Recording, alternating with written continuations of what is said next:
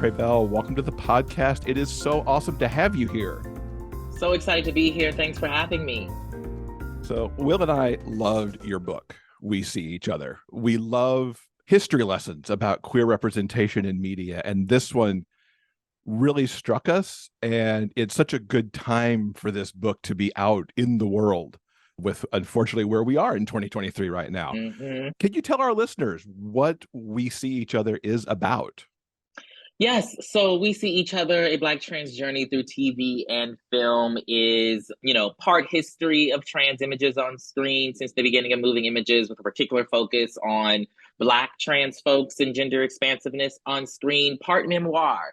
So I take a little bit of my own personal journey, personal story, and juxtapose it against some of these images that helped me, make myself out of my imagination. And the hope is that, I've crafted something that is digestible, that allows people to see how expansive our history is, but also allows them to see how much further we have to go in terms of the types of representations we see on screen.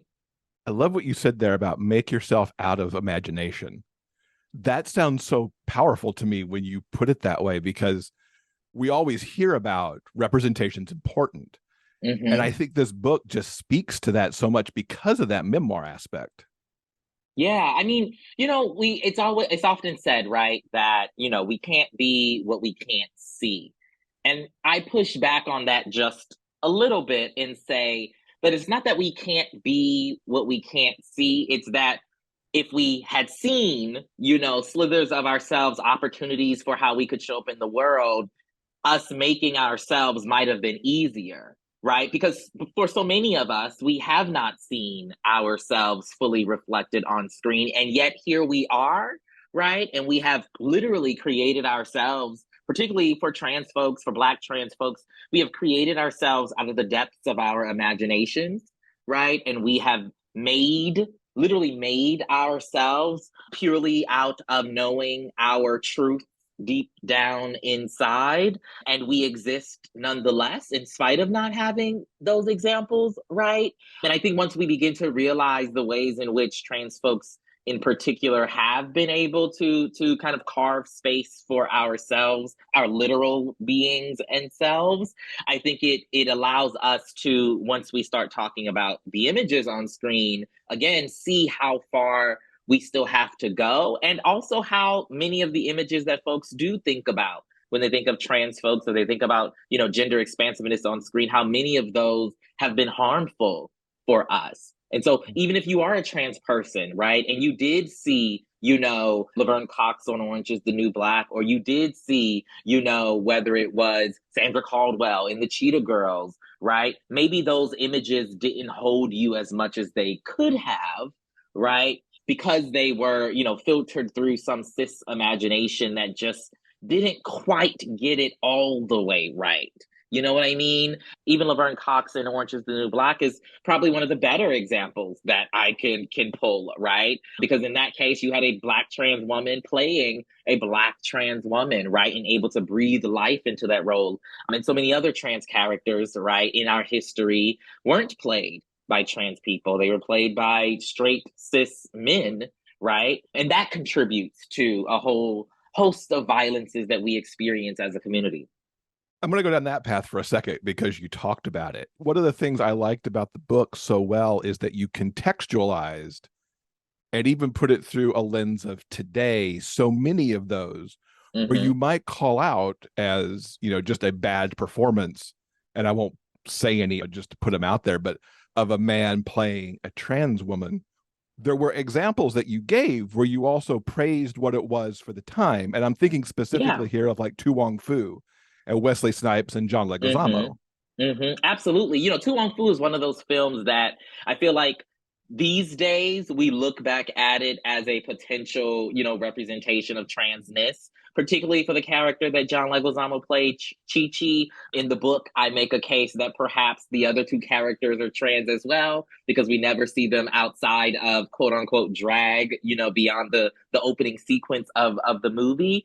But it's one of those things where, even if we do see Chi-Chi, especially as a image of transness on screen, that narrative is super complex and complicated. It was landmark for the time period in which it came out, absolutely. And it's important for us to note that, right? But today, right, with Yeah. 2023 eyes, you look back on some of you look back on some of the language used there, you look back on some of the trauma that those characters have to go through, and you say, maybe it wasn't, as fabulous as a portrayal as we might think about. And for me, right, we have so many images I talk about in the book that I think John Q. Public might interpret as trans images or images of gender expansive people. And they project, those images onto our lives as, IRL trans people. But the reality is, right, many of them can be both sites of, possibility for us as trans folks and also sites of trauma, right? Mhm. Also sites of violence, right? I think of Midnight in the Garden of Good and Evil, starring the Lady Chablis, who is someone who we would describe today as a trans woman, right? But the character on screen, right, is really just, there to prop up the white guy in the middle, right? And so it continues this history of Black folks in particular being sidelined, right, in narratives that really, if you watch that movie, you really want to know more about Lady Chablis. You like, yes, Yeah. you know what else is going on, but you really want to know how this Black trans woman who is a drag performer is moving through this space and carving out, her own identity alongside everyone else. And so what would it have looked like if that movie was about her, if that book was about her? That's something that I often think about.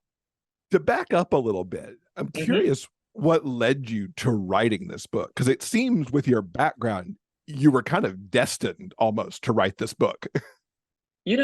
That is an interesting way to put it. And I wouldn't disagree, right? Like, I got my start as a journalist at the Los Angeles Times. I was there for about 4 years. This was in a pre Oscar So White world, which I like to remind people because before Oscar So White, the industry wasn't really talking about diversity in any meaningful way, right? Like, we were beginning to see and talk about, authentic casting, particularly for trans folks. But Oscars So White, which primarily focused on the Oscars and the fact that they, had nominated all white actors and no actors of color for 2 years straight. But beyond that, right, it also was a call for the industry to, like, put its money where its mouth is. Do you really care about these things? And so I always say that Oscar So White gave me job security because I was already at the Los Angeles Times covering diversity in Hollywood with a focus on Black and queer film, right? It was those types of movies and those types of shows,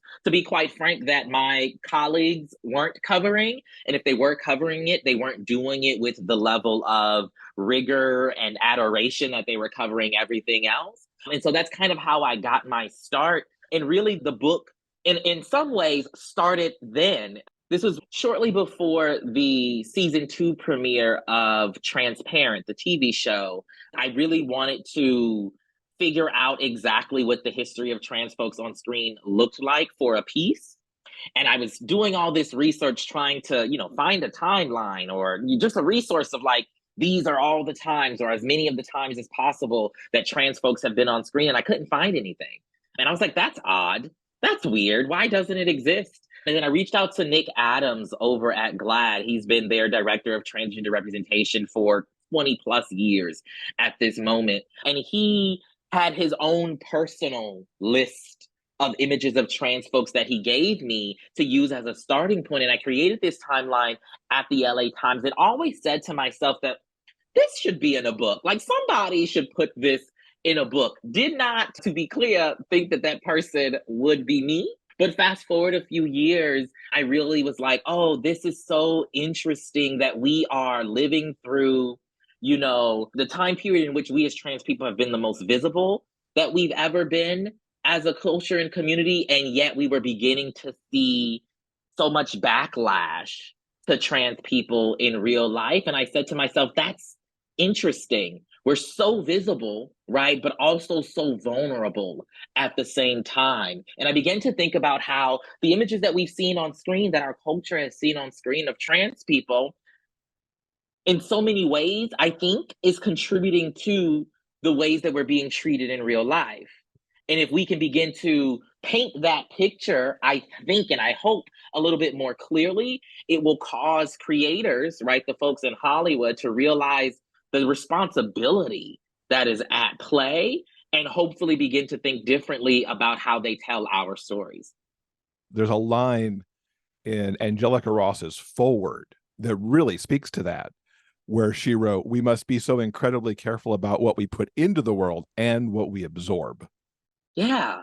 Because so and we always hear said, right, that representation matters, right? So much so that it's become cliche at this point. It's on t-shirts, right? Everybody's tweeting it. It's a thing now. And even as journalists, right? We've become so accustomed to asking people, when was the first time you saw yourself on screen, right? It's super common now, right? But I don't think people really internalize that, you know? And so for me, I want people to realize that that which we're seeing on screen is leading to the violences that we are seeing in real life.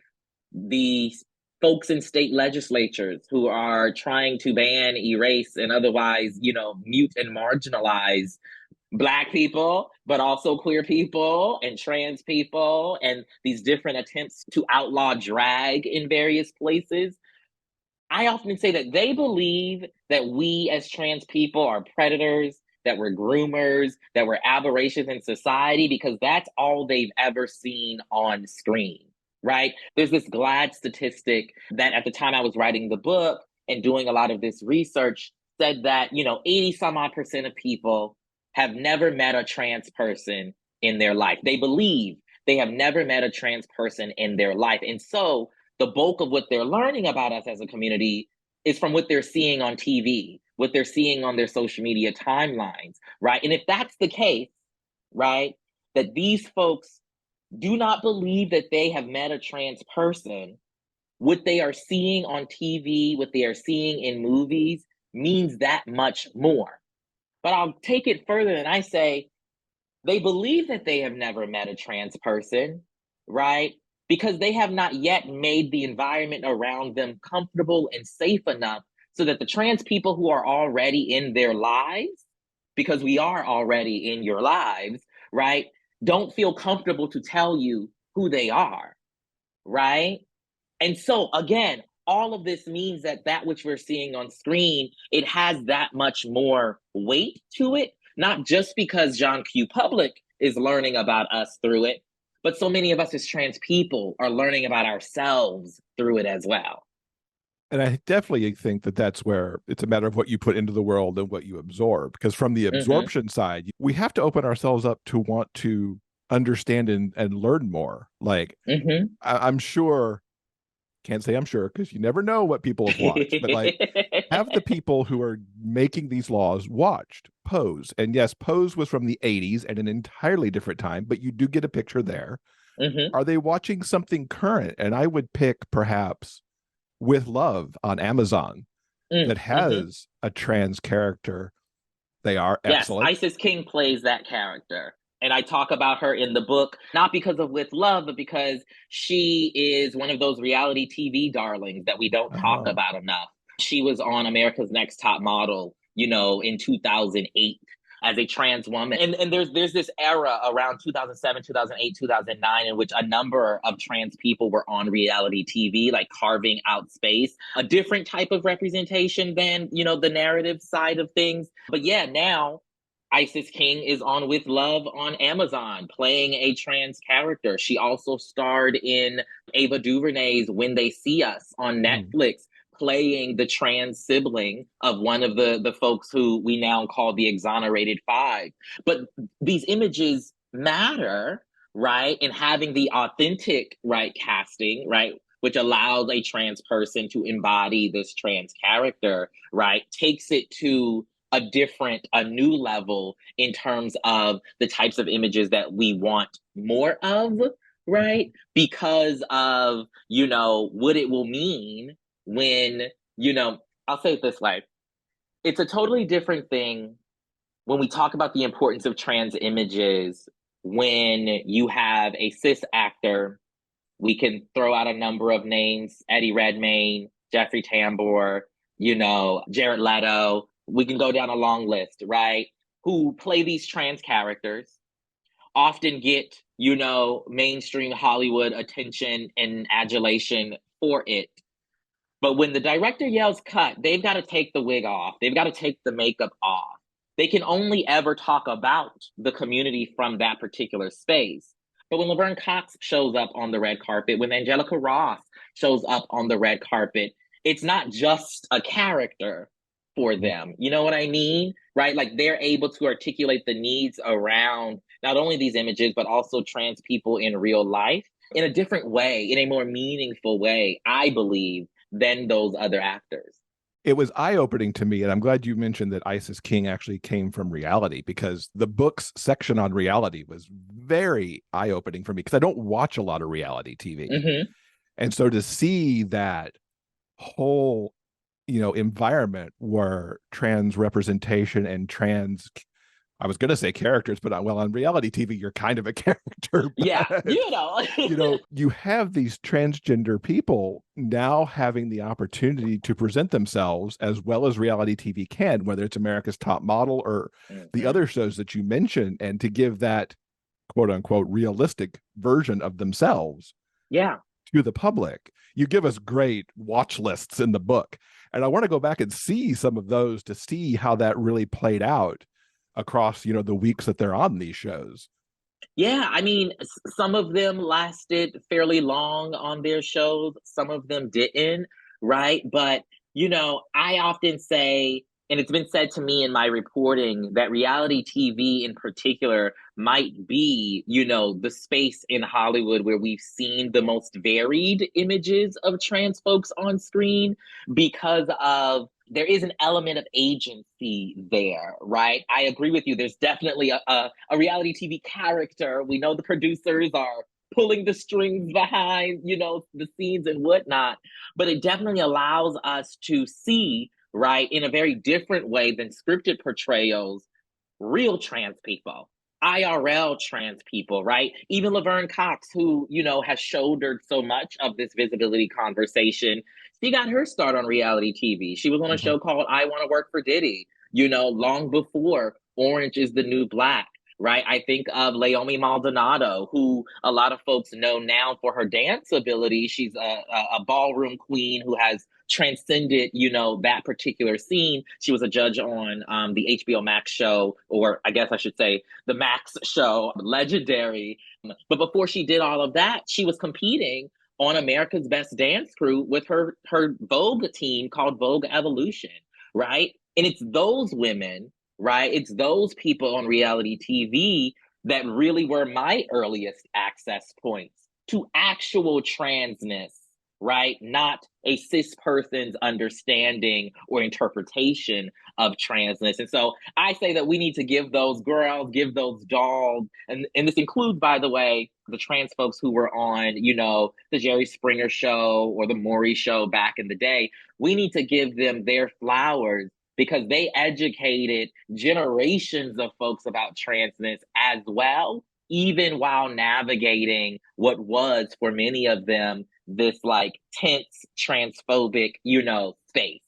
I can't imagine the way that those shows were set up back in the day, what it would be like as a trans person to go on that show and even open yourself up to being on that show, just given the audiences and all of that. That seems scarier than I could ever imagine wanting to be in that time. I thought the same thing. And then, as part of the book, I've done a limited series podcast called We See Each Other, the podcast. I co-hosted with a fellow journalist who also happens to be a Black trans woman. Her name is Shar Jossel.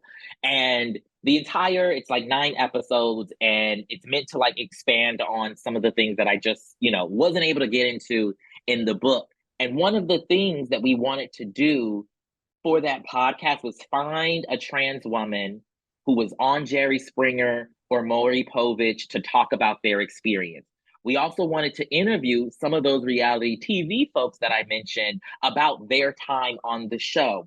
And so on the reality side, we interviewed Jayla Sims, who was on a show called Making His Band, This was another Diddy show back in the day. She is a Black trans woman who actually won the show, right? It was Diddy trying to create his own band to go on tour and do his next album. She actually won the show, right? And I remember watching her, and even watching her now when I watch the clips, and I do the same thing you say. It's like, oh, that had to have been horrible to hear these people making these jokes about, your body size or your voice or whatever. And we interviewed her, and she was like, actually, I found it to be a very supportive environment. She's like, I recognize that, they maybe did not know a lot of trans people. And so there was some ignorance, absolutely, that I had to navigate. But she was like, behind the scenes, it was actually a really supportive environment. The producers allowed me, right, to come to my transness in that space in the ways that I wanted to.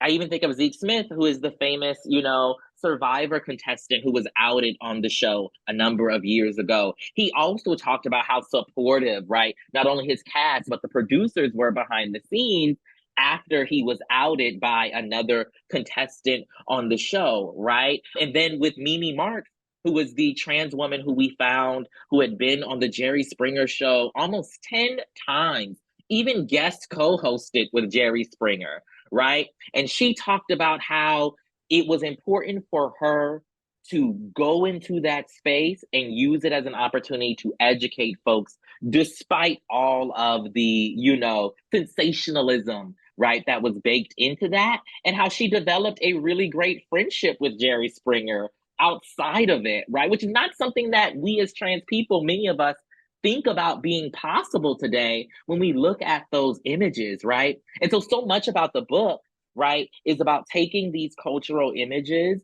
and looking at them from every angle, the positive angle and the negative angle, right? So that hopefully, I'm creating and showing that the record is a lot more complex and a lot more nuanced than perhaps we often give it credit for being.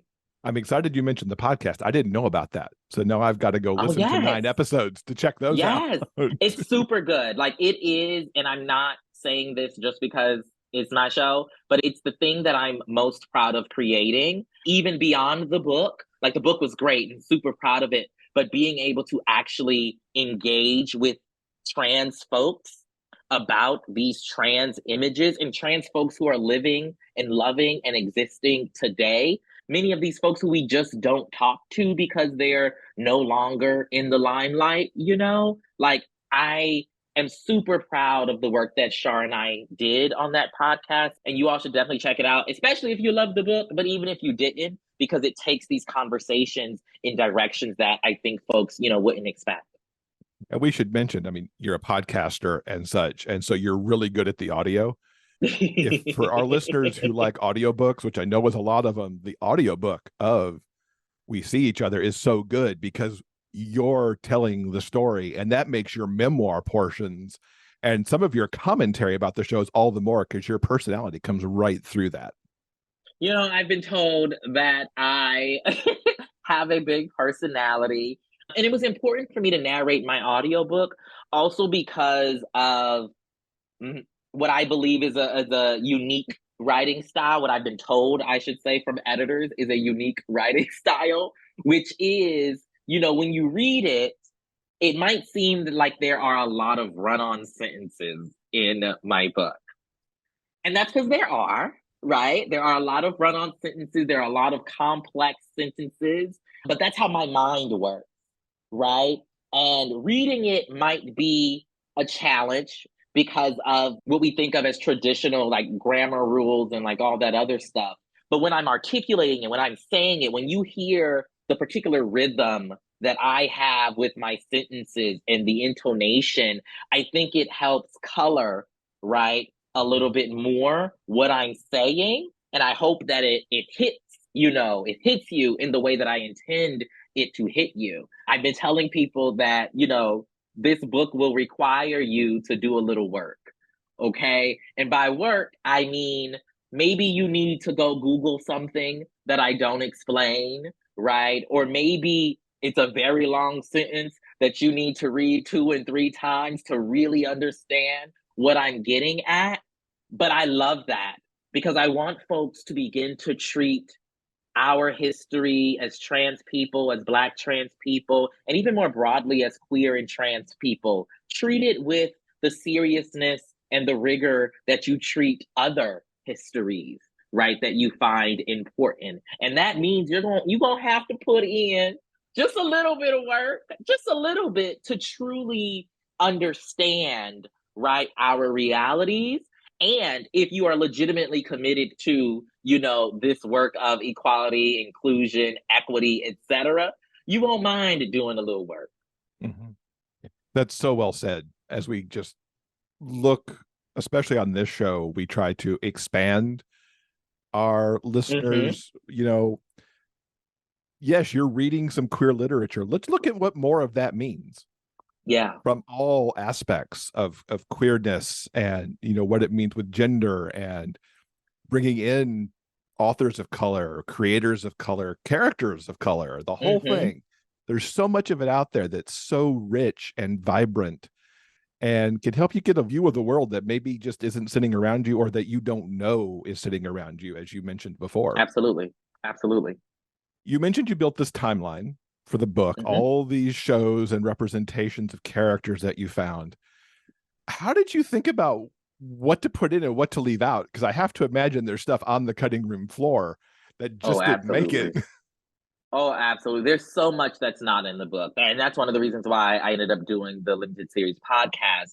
But there's so much that just didn't fit, couldn't fit, or that I, consciously decided I wasn't going to include. But the book started off and I pitched it and sold it as this like comprehensive take on trans images on screen. That was, what they bought. But the book they got is not quite, it is purposefully not chronological, largely because, I was in the process of watching all these films, and I was particularly watching Boys Don't Cry, this canonical piece of trans imagery on screen.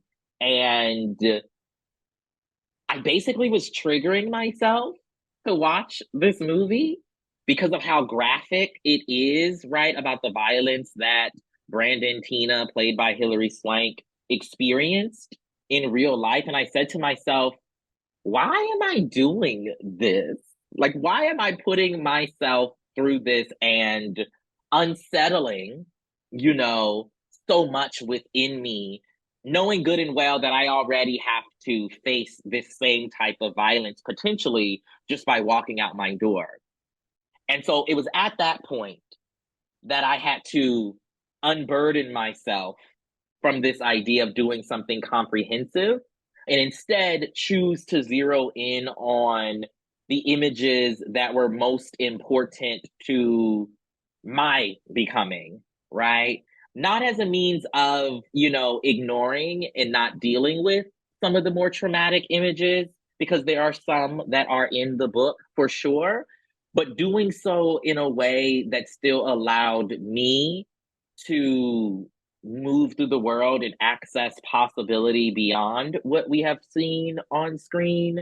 But also, I wanted to make sure that somebody else could come behind me and tell their version, right? And their how they came to see themselves based on the images on screen. It became important to give myself permission, right? To not have to do this like 30,000-foot look at trans imagery and just do the look at trans imagery that was holistically mine, right? And so that means that I talk about, for example, Tyler Perry as Medea, and how I feel like those type of cross-dressed characters, right, which includes a Robin Williams as, Mrs. Doubtfire, by the way, have led to the very real experiences that I have had in community, just trying to move through the world, and juxtaposing that in a conversation right alongside Laverne Cox's time in this industry, or Candace Cain's time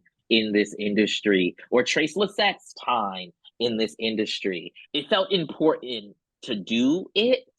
And I think that I'll at least say, folks who have read the book thus far, who have consumed the podcast thus far have found that to be an approach that renders this information deeply digestible, Mhm. right? But also, gives them whatever it is that they might need to like actualize the better treatment of trans people in their everyday communities. It was really interesting to me that you didn't go the chronological and that you kind of package these various bits together, like the reality TV things Mm-hmm. and hitting things like I'd completely forgotten about Candace Kane and Dirty Sexy Money, Yeah. which I had watched and enjoyed that show and Candace's performance in it and how she kind of integrated into it because that was, Mm-hmm. gosh, what was that in the 2000s maybe? Yeah.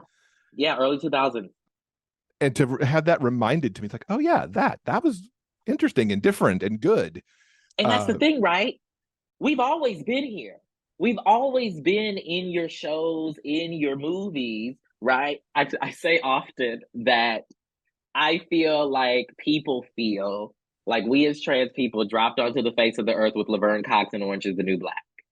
As if we don't have this long history of trans folks being on screen prior to that moment and gender expansiveness on screen beyond that prior to that moment. And Candace Kane is a really great example because she opened doors for Laverne Cox, right? Laverne Cox has said that if it wasn't for seeing Candace Kane in Dirty Sexy Money, she would have never thought that she could be an actress, right? And it's important for us to, assert that history and assert the fact that we have always been here, right, on your screens and in your communities since the beginning of time in memoriam, right, in every culture, in every community across this globe, right, because of the ways, right, that we see folks wanting to say that we are, created on social media, right, that social media is creating all of these trans people out of nowhere, right, which is wild and absurd that we even have to say that, but here we are. yeah, here we are. Given that you had pitched this as the comprehensive view of Mm-hmm. trans characters, as you moved away from that, is that kind of where the memoir started to come into it too, as almost a framing? Absolutely. I knew that the introduction to the book always would be more personal, but I thought that that would be the only place that I myself would like show up beyond my reporting that I've been doing over the last decade. But once I, relieved myself of that particular burden, I was like, my story and how these images and images like them have impacted me is important too, which is really weird for someone who's a journalist to often say because we're told that we're not the story, right? We're told that we should, never in so many ways make ourselves part of the story. But I also began to realize that, like, the articles, the reporting, the stories, the interviews that I've done that have been most impactful, not only to me, but to the broader community that has consumed my work, have been the things that have grown out of my own experience, right? And I wanted to say that I and we could be journalists as well, even by asserting, the importance of our own stories in this unfolding history. And hopefully, other folks who are trans and Black and queer and otherwise and doing journalism will be able to see that like their truths are important as well and that they can bring it into their work and not, endanger, right, or betray journalism by doing so. I will say I was struggling in writing the book before I made that decision because it is a gargantuan task to say that you want to capture the entire history of trans images on screen. It's one of the things that I really love about the documentary Disclosure that I had the opportunity to participate in. Disclosure as a film, it's available on Netflix, is a comprehensive look at trans history on screen. And I know that Sam Feder, the director of that documentary, Laverne Cox executive produced it. I know that there's so many hours of interviews and history left on the cutting room floor, right? But it definitely made it easier to like lean into the memoir aspect. but it also made it, for me, it kind of ratcheted up the stakes of the book, right? Because now it's not just a, clinical approach to this history. Now it's my own personal story. And because my personal story is an amalgamation of, my family's story, my grandmother's story, right? It puts a different type of pressure, a different type of weight, on it, because for me it is important to recognize that, like, my journey, my story is not my own, right? If it wasn't for my grandmother and my mother, if it wasn't for, trailblazing trans journalist Monica Roberts, right, showing me that I could be a Black trans journalist, who knows what life would be like. But it definitely opened up kind of opportunities to lean into my own particular story, but the pressure and the weight just came from a different reason than trying to be comprehensive. Mhm. As you were looking across all of this material, and even as it was going to be that comprehensive look, did you learn something that was like a surprise or that was like, huh, Mm. didn't know that before or anything like that? I think for me, a lot of the things I learned were about how some of these films came to be. Like Tu Mm. Wong Fu, we mentioned earlier, the writer for Tu Wong Fu actually envisioned that as a play, but turned it into a movie when he couldn't figure out how to get a car on stage. And the idea for the movie was inspired by this anti gay propaganda movie that has a line in it, he says, where the folks go, "Do you want these drag queens in your city, America?" or something like that. And his response was, "Yes, you actually do need these drag queens in your small town, middle America city." And so he wrote it. You know what I mean? It's those bits and pieces of information that were like really interesting to me that for whatever reason I just did not know about. Another thing that I really enjoyed was learning more about the Lady Chablis, as we mentioned, as part of the research for my book. I read her autobiography called Hiding My Candy. She also narrates an abridged version of her book for the audiobook. So that was interesting and wonderful to hear her voice articulate her experiences, but to know and to hear how she lobbied to play herself in that movie, right? And told them, "Your movie's not going anywhere if you don't cast me to play that version of myself." To me, I'm like, that's that Black trans audacity, right? Because, like, who does that?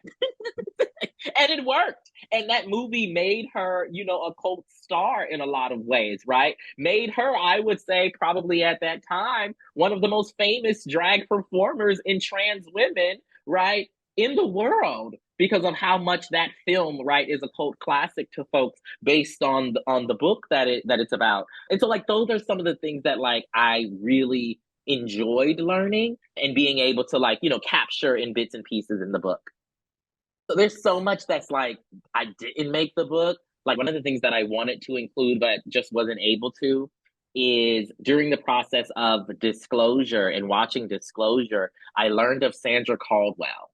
Sandra Caldwell is a Black trans actress, and she played a role in my favorite Disney Channel original movie, The Cheetah Girls.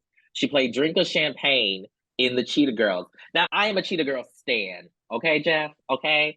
And to know that a Black trans woman was right there and I did not know, oh, I wanted that information because, again, it's a Disney Channel movie, right? And it's this, pivotal to me role in that film, and I wanted to include it so much, but it just didn't fit. And so I was able to, include her in different ways and in different mentions. But there's just so much history out there, so many experiences out there, and I really look forward to what hopefully will be a rich collection of, books and movies and documentaries and whatnot, right, about trans folks who have always been here. I hope other people take on essentially what you mentioned. Like you've done your memoir look at this, and I hope others kind I of take hope up that so. mantle and do the same thing. And I want to be clear, I also hope that the industry, right, the publishing industry allows them to Mhm. do it, when I was coming up with my book, there were very few comps, a trans history of images on screen, right? All of the comps that I had to give them were like, bits and pieces. I was like, if you take this book and you take this book and you take this book and you take this, then you have my idea. Hopefully now someone will be able to say, oh, I want to do my version of We See Each Other. You know Mhm. what I mean? Because I think it's important for us to realize that like we're all part of this broader ecosystem, and your podcast and my book and somebody else's, short film or web series contributes to this entire ecosystem in which we are trying to flesh out this historical record, right? That for many of us has not accurately represented how we and our cultures and our communities have moved through the world. Given the times that we're in now, and we've Mm-hmm. talked about this, on and off as we've been going, here in 2023, trans people, queer people under such attack Mm-hmm. from all sources. What are you seeing in the media now that can hopefully change that narrative, or is it really trying to change the narrative right now through what we see in reality TV and even in scripted television?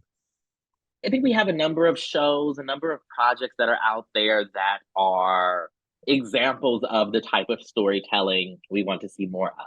Some of those shows that come to mind, I think of a show like P Valley. One of its lead characters, their name is Uncle Clifford, this non binary, mother hen type, played by Nico Anand, who is not non binary or trans identified, but it's played so beautifully, and it shows a non-binary character in a Southern Black community where oftentimes we're not thought of being and existing. And so I love that as an example of where we can go in terms of the types of storytellings that we see.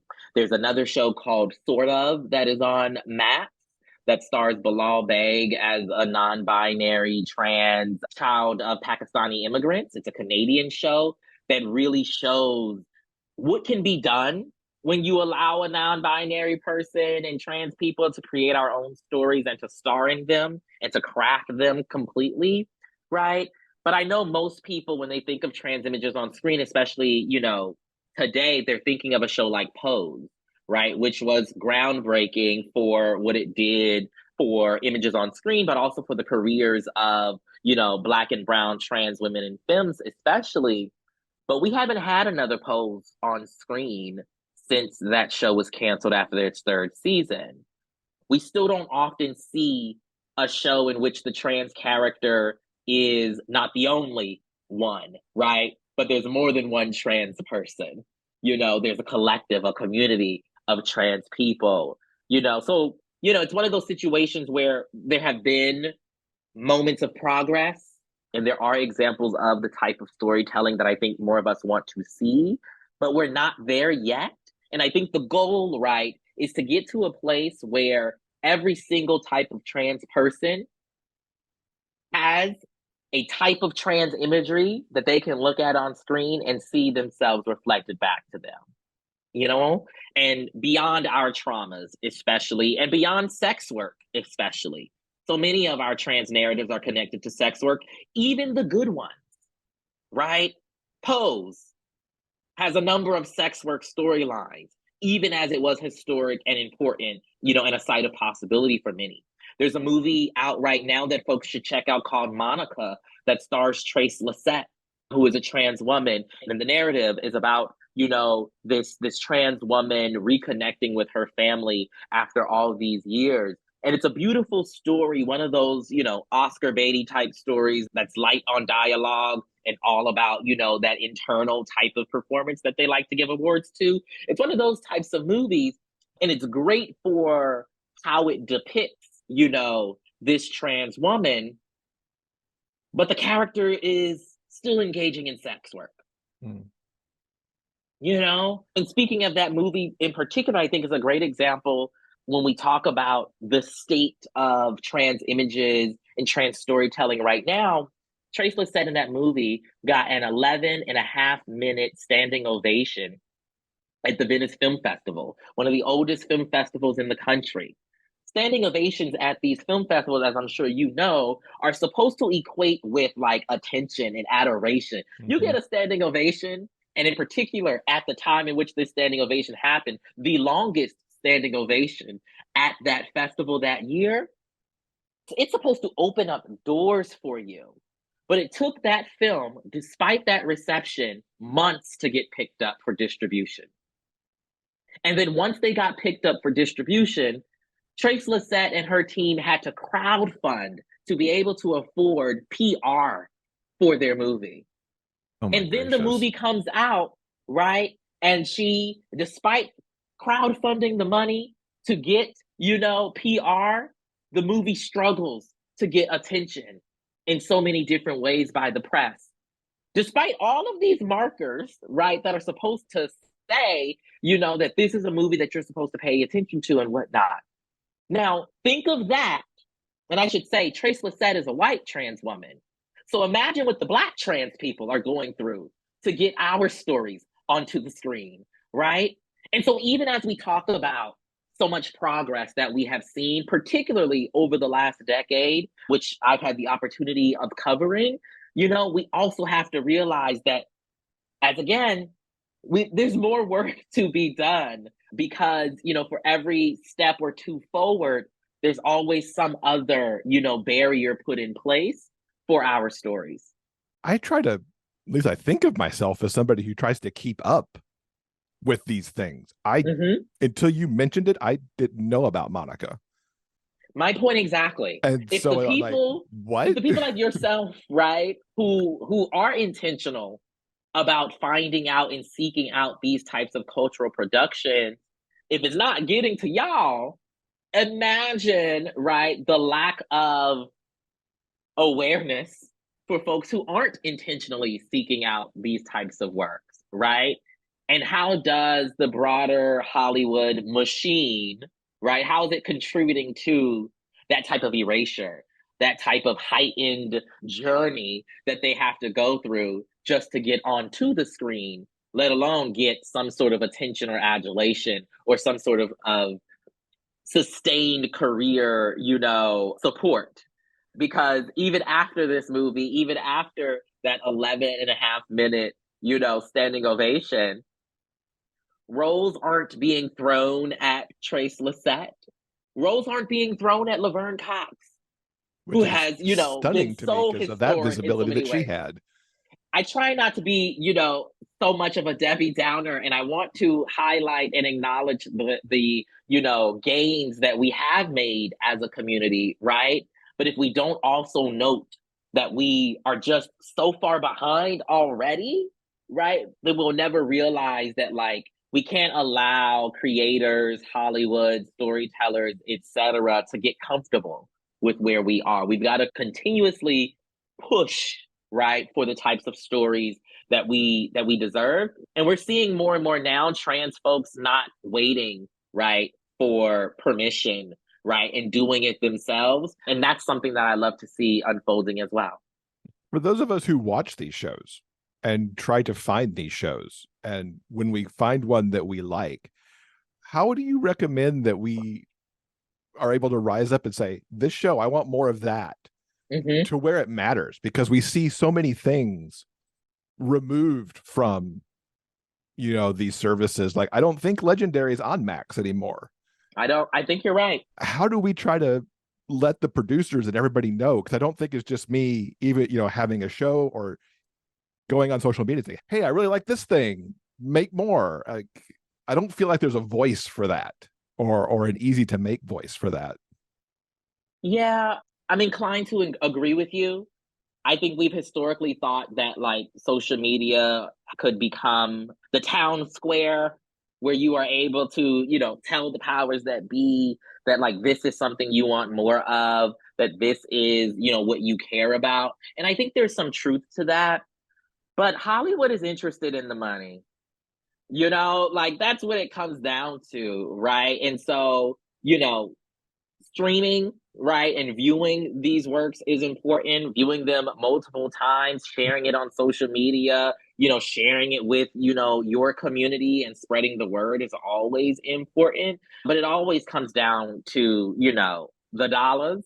I do think, right, that we have continuously shown as a community and as a broader culture, right, that our stories can make money and that they are interesting and that they are profitable. But again, we show that and we demonstrate that, and the finish line is moved, right? Because it's not enough, right? You can get a Peabody, like a Pose, you can get Emmys and Golden Globes, like all these other shows, SAG Awards, Oscars for certain projects. I'm thinking particularly of the foreign language film Una Mujer Fantástica. Fantastic Woman is the English name, that was recognized and nominated for the foreign language film Oscar, that stars a trans woman, Daniela Vega, as a trans woman. She was the first openly trans woman to be a presenter at the Oscars that year. We've shown all of this time and time again, and they move the finish line. But that's where I think, the independent trans made trans work it comes into play. We can't just support the ones that get the major studio support. We've also got to support the work that, might be a little bit more rough around the edges, right? That you might only be able to access on Patreon or, on YouTube, right? And we've got to put that on the level of importance alongside everything else, because I find often that it's those cultural productions that are really pushing the envelope, that are really showing us how we want to see ourselves. I'm thinking of Rain Valdez's web series called Razor Tongue that comes to mind as something that folks should check out, especially. I will put that on my list, and we'll certainly put that in the show notes too, so people can find it. Now, besides the book and the podcast, we got to find out you've got a couple other podcasts that you have with both Fanti and What a Day. Tell people a little bit about those so they can hear more from you. Absolutely, absolutely. So I co-host two podcasts. One is called Fanti. And it's a word we made up. 50-50 Don't worry shot about at it. It's a word we made up. Do not worry about it, okay? And Fanti is a show that I co-host with a fellow journalist, Black queer journalist, Jared Hill. And it's a show about the people, places, and things that you love and that you're huge fans of, but also have some anti-feelings toward. Hence the name Fanti. So every episode we dive into a topic that is complex, right? That we have nuanced feelings about, whether that is Tyler Perry as a creator, whether that is, artificial intelligence, right? In the ways that that's proliferating, in society now, whether that's a film or a TV show. We run the gamut in terms of those types of topics. Comes out every Thursday, wherever you get wonderful podcasts. And then the second podcast is called What a Day. It's a daily news podcast. So every day, myself and my co-hosts, I have three co-hosts, Priyanka Arabindi, Josie Duffy Rice, and Juanita Tolliver. We recap the day's news with a little bit of, special razzle dazzle and energy, as you get from this interview as well. But we recap the day's news in like 20 to 30 minutes so that you know what's going on in the world. Unfortunately, a lot of that has been anti-trans foolishness and anti-queer foolishness and anti-Black foolishness and wars in Ukraine and whatnot. But we also are intentional about making sure that we're covering a lot of the joy, and a lot of the positivity that's also, going on at the same time.